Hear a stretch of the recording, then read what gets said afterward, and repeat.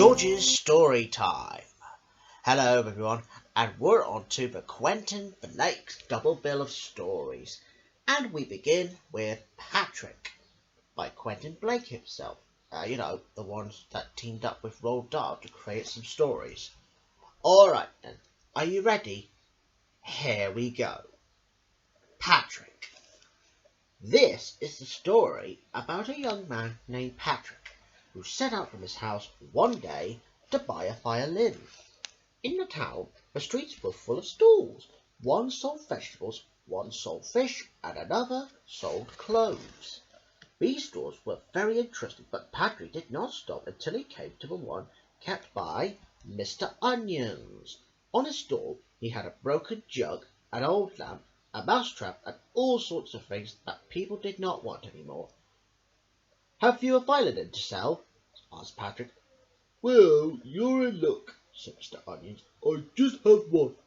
Patrick bought the violin with his only silver piece. That would be like a 10p, by the way. He was so pleased that he ran as fast as he could out into the fields. When he got there, he blew the dust off his violin. Then he sat down by a pond and began to play a tune. As he played, the most extraordinary thing happened. One by one, the fish in the pond began to jump out and fly about in the air. And what is more, they were all different colours, and they were singing to the music. Just then, a girl and a boy came along the road. Their names were Kath and Mick. "Oh, did you do that?" asked Mick, pointing to the fish in the air. And Patrick said, "Yes." Then he played another tune, and the string tying Kath's hair turned into red ribbons, and the laces in Mick's boots turned to blue ribbons. And so the three went down the road together. Soon they came to an orchard of apple trees. Patrick played his violin, and the leaves on the trees changed to all kinds of bright colours. Instead of apples, the tree began to grow pears and bananas and cakes and ice creams and slices of hot buttered toast. Kath and Mick ran about among the trees and helped themselves to whatever they liked. As they were eating, a flock of pigeons flew down and Patrick played his violins again. The birds began to sprout bright new feathers until they were the most beautiful birds you have ever seen. Kath and Mick fed them on crumbs of chocolate cake. After Patrick and the children had gone a little farther, they met some cows. Moo!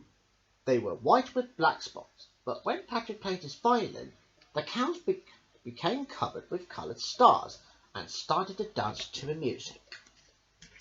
Soon they all went along the road together until they met a tramp. The tramp had whiskers and a hat with a broken top where his head poked through. He was smoking a pipe, and every time he gave a puff, sparks flew out of it.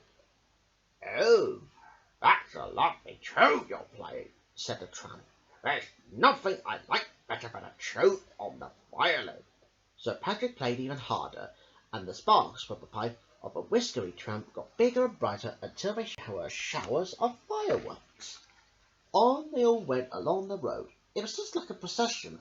Kath and Mick with their ribbons, the fish and the birds singing, the cows dancing, the whiskery tramp puffing fireworks from his pipe, and Patrick playing on his violin. Before long, they met a tinker and his wife with a horse and a cart. "Look at our procession!" shouted Kath. "Isn't it fun?" "How can you enjoy it?" asked the tinker's wife. "It's very thin, and I don't know what to do for it.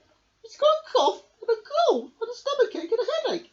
We had to tramp so slowly, but I don't know how we shall get into the town before dark." Let me play my violin and see what happens," said Patrick. So he played a tune, and you can see what happened. The tinker started to get fatter.